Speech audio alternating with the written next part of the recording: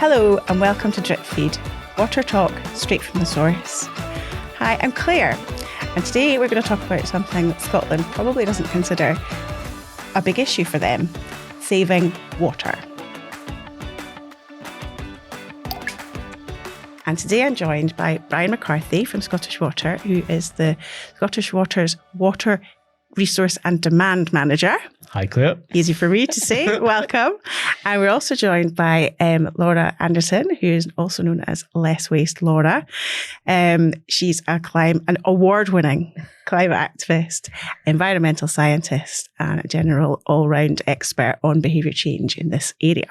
Hello, lovely to be on. Let's talk about water saving. It's not front of mind in people in Scotland's lives, right?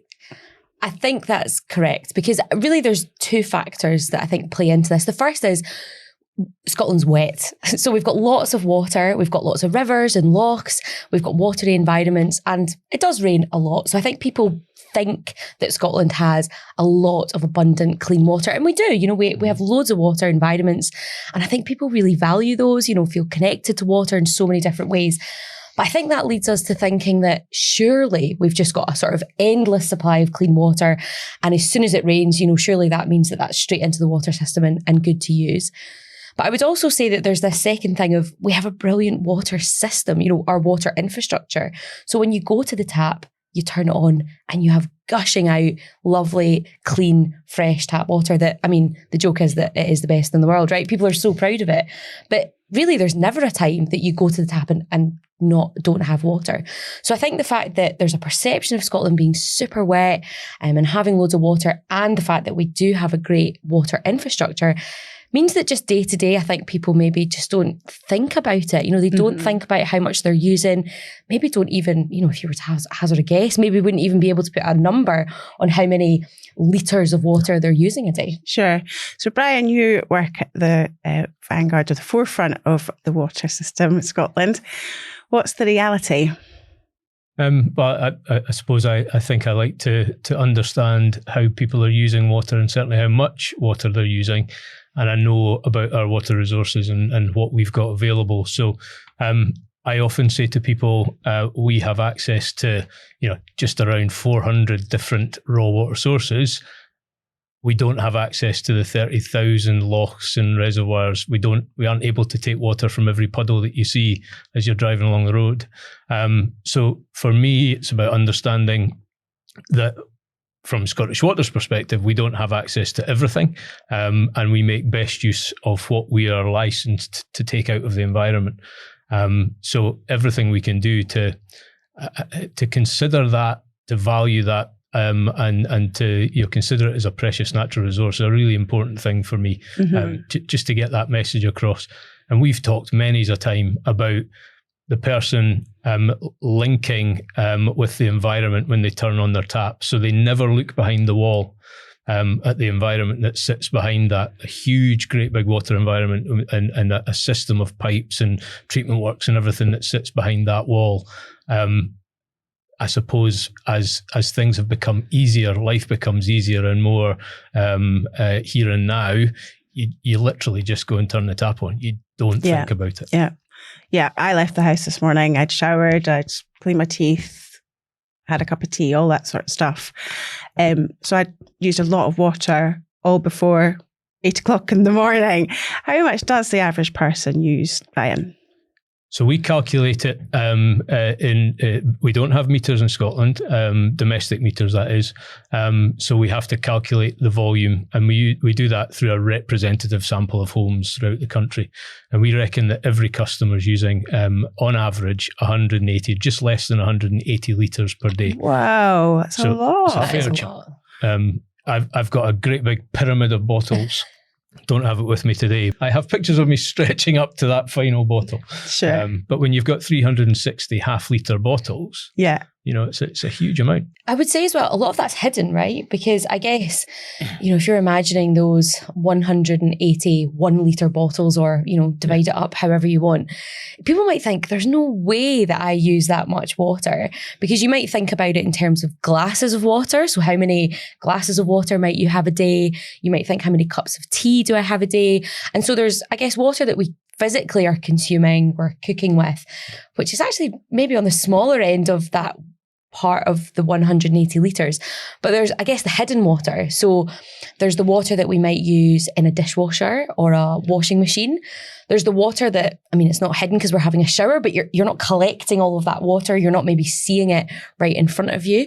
And there's even water, things like in your garden or even filling up a dog bowl, right? There's all these little bits of water that are throughout our day that add up. And of course, we do have some wasteful habits sometimes. So potentially we're also running water when we maybe don't need to, which all contributes to that 180 litres. The one thing that you picked up on there with people not realising, so there was a really small survey done in the UK a couple of years ago, and it said that around about 42% of people think they use less than 20 litres a day. Yeah. That's because they're thinking about that glass of water.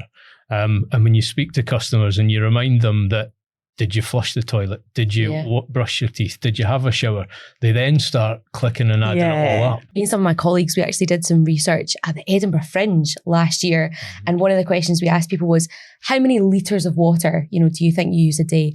Not a single person got even close to the 180. So the average person spends about 7 minutes in a shower.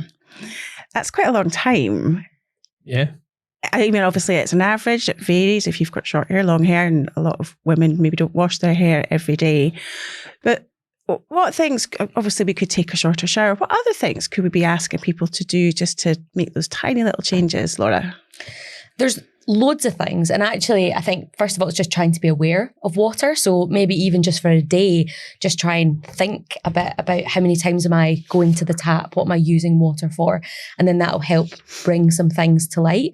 But there's loads of stuff. I mean, the basics that we probably all had drilled into us at school is don't let the tap run when you're brushing your teeth. Yep. But that's also, if you're waiting for, if you're shaving or if you're doing the dishes, try and use a basin, always try and think, don't just let water be running constantly. Because that's something, even, if you're waiting for the shower to heat up, I think be conscious about some of the appliances that you use. So especially if you've got a dishwasher or a washing machine, try not half fill them, try not run them all the time, put them on the eco modes if you can, try and make sure that they're full and they're ready to go. I think that's important. People always ask me, do you rinse your dishes before you put them in the dishwasher? I feel that's a step you can just skip. Right now, dishwashers are meant so that we can have a bit of food on it. Scrape your food into the food waste bin if there's any bits, but they don't need to be pristine and clean. No. The dog's water bowl, when it needs refreshed, chuck it into a plant, even tiny things. But I think there's also some bigger things that you can potentially do. And certainly if you own your home, you can maybe make some different changes. So you can get little, things to put on your tap to make them a bit more water saving. If you're a keen gardener, you can get a big water butt. You can think about, conserving water in your garden. And obviously the big one is the leaky toilets and the leaky taps. Very much. I think that's a huge one that we can be doing to save water. So they reckon there's about 10% of toilets are leaking at any one time in the whole of UK. Oh my goodness. I was going to ask you, Brian, what uses the most water in our homes on a day-to-day basis? So we use a majority of the water. The biggest chunks be bathroom, and then you're looking at toilet flushing and showering. Right. Showering or bathing, that's your biggest loads. If you've got a garden and you get into really warm weather and people believe that the grass needs some water to keep it alive, which it doesn't, it'll bounce back. You'll use loads. People are always saying, should I have a shower or should I have a bath? What is the answer in terms of water saving? Right. So Claire said average showers at 7 minutes. My number was 8, but it's 10 litres on average. So there's 80 litres, 70, 80 litres straight away. By the time you put your own self in a bath, you'll probably find you're using about 80 to 100 litres in a bath. So average shower is the same as a bath. I hear horrific stories of half an hour showers, 2 hour showers. That's 20 bathfuls. Yeah. That's ridiculous. But I do hear of people who sit in the bath and they constantly top it up with hot water. it doesn't go down the overflow. No, of course it does. If you're constantly topping it up. Brian, tell us why we don't have meters in Scotland. So when we were formed, we became East of Scotland Water, West of Scotland Water, North of Scotland Water, then we became Scottish Water. And all through that, we kept the charges and the collection of charges aligned to the council tax. We were all in the public sector, Scottish Water working with the local authorities to do the billing and to do the collection. It made sense. It was a valuable way to do it. But to Laura's point, there's no motivation if your water is seen by many as essentially free, right? Yeah. But if you had a meter, you would have more motivation than.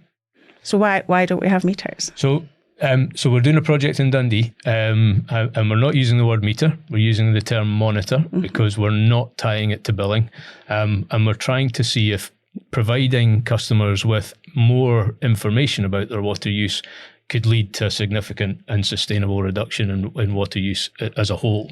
Now we're doing that in an area of Dundee which is representative of the whole country. I think we're now 6 months in of all the monitors in the ground. We're getting some really good information, but there are examples where a customer has done something, fixed something, and their water use has gone from maybe 1,000 litres a day, with the majority being continuous flow, and then in 2 steps, they've gone down to almost 150, 200 litres a day. That's quite heartening to hear. I reckon that's 2 toilets that they've fixed. Yeah, and this feels like that, that kind of positive nudge theory. Quite often now if you go to a hotel, there's the little sign next to the towels that says, most other customers, most other guests don't use one towel every single time they have a shower. I think one of the other things to pick up on, so half of the water that you use is heated. And if customers can pick up on that trigger or that hook of, hang on, I could reduce my energy bill by using less hot water. How can I do that? And coming back to the washing machine and how you could save or how you could use less water. How often, and I'm going to blame the teenagers here because I think we've all been teenagers and we probably all did it. You wear something once, a pair of jeans, and you chuck it in the wash basket. Those jeans will manage another wash, and that would make a huge difference. The washing machine's 50 litres a time, so that would make a big difference. Yeah, we did a survey a long while back, a year or so back, and we asked people how comfortable they would be in their own homes about maybe not flushing every time. This is an Australian idea. If it's yellow, let it mellow. And if it's brown, flush it down. So the point being that you would save a lot of water per flush if you're working from home on your own. You're the only one in the house. Where do you stand on that? I'm happy to let it mellow if it's yellow, absolutely. I mean, I do work a lot from home and quite often it is just me or just me and my husband. So yep, I'm more than happy to just let it sit. I think that's not a problem. I do sort of sometimes have to say to my husband, now just remember we've got people coming over tonight, so I'll check the toilet before people come in, just to make sure. But I think that's absolutely fine. So it's a real talker. The nation is divided. About 48% said, yes, I'm a yellow mellower, and 52 were just like, yeah, that's icky. Really? Totally. Brian, where do you stand? Well, I'm a let it mellow. I always think of it in terms of volume. That's where I come from. So if every house, 2.6 million houses, flushed the toilet once less each day, there's 15 million litres on average. Wow, saved. So that's 6 Olympic-sized swimming pools, if you can picture that. So that's a fair amount. So talking of how habits have changed, and we're now visiting or staying at home, staycations have gone crazy. We're much more likely to maybe jump in a camper van or, as you said, and take off around the country. What sort of impact do you think that's having on water supplies, Laura? People do move around, and of course, the water usage that they have will move around with them. Also just in the better weather, or, we've had a lot of heat waves this year. So again, people's habits are changing. And that goes both ways as well, because we also have international visitors. There's lots of things that have been happening. We've had the Commonwealth Games that's been here. We've got things like the Edinburgh Fringe that's every year, so we also have lots of visitors that come over and use our water, which I'm guessing is something that is still a strain, even if it maybe balances out with the incoming and outgoing. I would think of the West Coast, Skye and Oban and Arran and places like that. Beautiful spots, and we want to do or want to play our part in promoting those parts of Scotland for tourism. They're fantastic, but yeah, if people can think of the water they're using when they're out of their normal spaces, they might actually use less. But in general, we would see an influx and then an increase in demand. And when the weather gets better, you then double that up with the local population using more as well. Yeah, it can become a strain. We have had recent heat waves followed by extraordinarily powerful thunderstorms and rainfall. And last year was pretty warm as well. What's happening? Because it's not the same picture across the whole country, is it, Brian? It's certainly not. And it's certainly very different from 20, 30 years ago. So I would put it down to climate change or just our climate is changing. Let's put it that way. So the seasons have moved a little bit. And when we see rainfall, it's often very heavy, far shorter big bursts of rainfall. They reckon that rainfall is actually going to increase as climate changes, but the majority of it's going to fall in the winter. And we're going to see these longer, drier periods through the summer with less water when we actually need it most. How should we be reacting to that, saving water but also staying cool? Yeah, and it's a really important one, because obviously while we talk about water being important to conserve and save and not be wasteful with it, there's also the really vital water that we absolutely should be using. So keeping yourself cool and drinking water, that's super important. And I know that for me, through all these heat waves, I've been heavily pregnant. So I feel like I'm sweating and boiling more than normal. But the great thing is that, we've just got this delicious, fresh, clean tap water that we want people to use in abundance for drinking. And out and about, we've got these top-up taps. So it's great that you can even literally, as you go throughout the day in the heat, be constantly refreshing yourself. And don't worry about drinking that. We're using 2 litres. An average person, 8 glasses a day is 2 litres of water. That's tiny in comparison to everything else. Yeah, so we've got, I think, 130 plus top-up taps around the country. So people can top up when they're out and about. And when you have your baby, you'll be in good hands. 89% of people say that Scottish water is world class. What about the other 11? Well, we're working on them. But I think it's true. I obviously think it's great. And when I travel around the world, I very much, you do have that thing of, it's not quite as good as the water back home. But also, so many people that come and visit or live here from elsewhere, that is what they talk about. And when me and my colleagues were doing this research and we were asking people, what comes to mind when you think of water, loads of people unprompted said, it tastes amazing, it's so fresh, it's world class. And so I think it's just amazing that we also have it in the middle of, city centres or by the beach. And I know that some of them are great, because even some of my running routes, because I live down in South Ayrshire and we've got some all along the coast. So it's also great that you can know that you can go for a big long run and know that you're not going to get caught short and you don't need to run with a big heavy water bottle. And that's reducing plastic all the time, because you're not having to buy water on the go, right? Yeah. Just to wrap up, we've got one tip. You're in the garden this weekend. You're thinking about washing your car. How should people go about that, Brian? So let's use a bucket and sponge for the car. You don't necessarily have to get the hose out. Don't worry about the grass.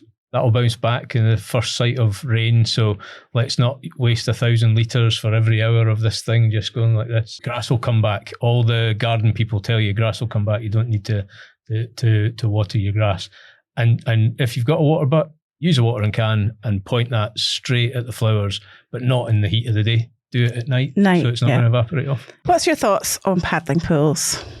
Don't worry about it. Don't buy the 50,000 litre one. Oh, that was my dream. Just put a cover over it and make sure you don't waste the water. And if you do, just chuck it on the grass. I know. Well, I will say, I'll out myself. So I have a paddling pool, and I bought it actually during Storm Babette when my tenement roof was leaking and I ran out of pots and pans to catch drips. But anyway, so paddling pools can be useful in many, many circumstances. But I actually did get my paddling pool out in that kind of biggest heat wave that we had in the summer. But it's quite small, and I only filled it a little bit, mostly because my ankles swole up being so pregnant.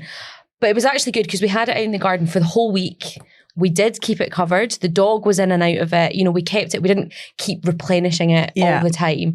And then I got my husband to go out with the bucket and the watering can and use it, all over the garden to make sure that we weren't wasting it. And so I think partly it was just being mindful that after the heat wave was over, we didn't just kind of tip it all down the drain or chuck it away, or we weren't constantly filling up. So I think that's it. But, I think with every season of life, you also come into different things. So I'm quite excited to see how I can also think about saving all sorts of waste when the baby comes, and water will, be a huge part of that, because I know that my laundry is probably going to be more than I've ever done. Oh my goodness, of course. Trying to just think, make sure it's full, make sure I'm doing it economically as well, not just having it running all the time. But even just things like, we do have a bath in our house, but I don't need to fill up a huge bath for a tiny little baby. I can use a little baby bath or good old kitchen sink, all these little things that can just be really helpful and just be really mindful of. If you ask somebody who had no awareness at all of water use right now, never crossed their mind, what would you say? People in Scotland, very strange relationship with water. And I think we do think about water a lot, but in the environment where it's best seen, or where it's at, the one thing we don't do is we don't connect when we turn the tap on. That walk that I had, or that run that I had, I really enjoy it because it's round a body of water or it's down the river bank. But they then come home and have a shower and they don't connect the two. If they were to do that, I think they would value it that little bit more, and they would waste less. I think you can talk about using less and all that kind of stuff. If you just flip it and just say waste that little bit less than you maybe would before, then that'll make a big difference. Well, I'm taking from this that we need to prove that water has real value, and that'll be the first step on the journey.